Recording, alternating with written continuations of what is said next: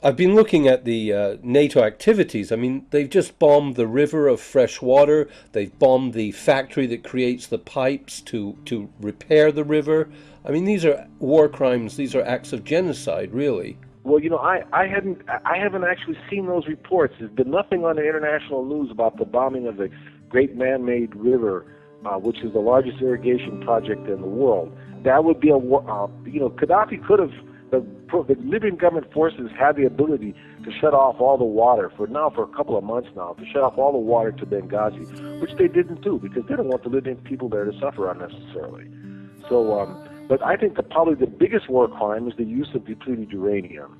And now I think from the very beginning, some of us that have studied the use of depleted uranium in Iraq recognize the signature fireballs and damage done to the Libyan armor as being depleted uranium. The former director of the Pentagon's depleted uranium program said so. The reports now that Libyan scientists detected high levels of radiation around some of these armor. So the thing about depleted uranium is that after the actual use of nuclear weapons itself, the use of depleted uranium is the second worst war crime there is, because when the depleted uranium warheads hit the armor, they incinerate. They burn at very high temperatures. The depleted uranium becomes after incineration becomes a very microscopic powder. It's measured in the 4 millionths of an inch in microns, and the fireball created takes it up into high altitudes, and it's dispersed across the land. It's got thousands of years long and half-life. It's non-specific. It's particularly dangerous with pregnant women and children, small children and infants, and that it sticks around for thousands of years. We've got this huge problem in Fallujah in Iraq. The U.S. used it in the Fallujah uprising. The American military used it against the population in Fallujah in 2003. Now they've got something like 25% of all the babies born there are born with deformities. Another 25% of the children, by the time they're 5 years old, have come down with cancer and leukemia. And this is an enormous crime that they just come in under the pretext of protecting Libyan civilians and poison their country in many ways permanently. So I think the bombing, I haven't been able to confirm the bombing of the Great Man-Made River, but that would be an enormous crime if that took place. Why did NATO launch the war against Libya now? Well, they wanted to get rid of Gaddafi for a long time. Gaddafi has long been the Arab boogeyman in North Africa, but I think the situation got just right for the CIA to try to step in and implement a contingency plan for many years.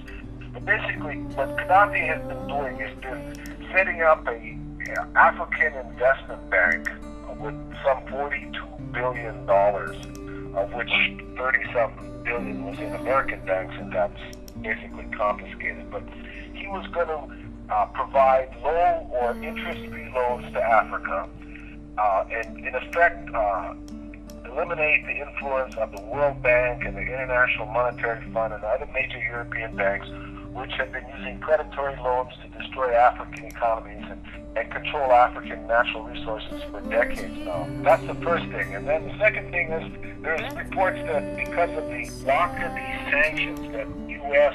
forced through the Security Council, which were based upon lies.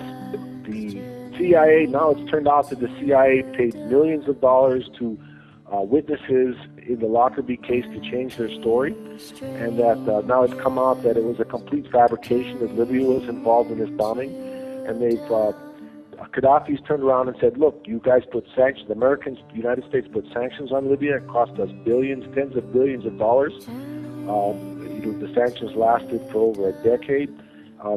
American oil companies are going to have to reimburse us for all these billions of dollars. And I think that came out just shortly before this whole so-called rebellion broke out. The other thing is, too, that it's become very clear that Gaddafi is seeing the way forward, not only for Libya, but for Africa in general, as being working with the Chinese and maybe the Russians.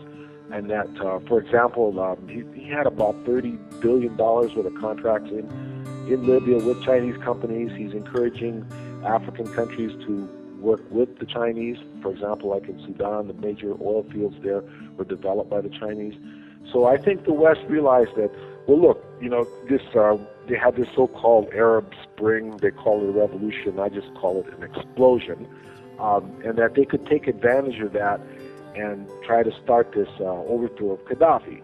Now, I think if we look at, for example, Amnesty International, who does have some honest people working in it, and their representative that spent 3 months in Benghazi after the uprising broke out, and what did they say? Their report: no rapes in Libya. They couldn't find a single woman that had been raped. They couldn't find a single doctor that had even had rape reported to him. As far as African mercenaries, they couldn't confirm a single report of African mercenaries. No helicopter gunships attacking civilians. No Libyan aircraft bombing civilians. So much for their no-fly zone used to justify this whole intervention. Okay, and on top of that, the total number of dead in Benghazi before the NATO started its war in Libya, the total number of dead was 110, and that included Gaddafi supporters. Now, 110? And that's grounds to come in and intervene. Over 800 were murdered by the police in Cairo, in Egypt. And to this day, there's been over 1,100 civilians killed by NATO bombings, including over 400 women and children. So the whole reasons for the attack on Libya were completely bogus. They were all based on lies and fabrications, and it has surpassed the lies used to justify the Iraq War, the invasion of Iraq.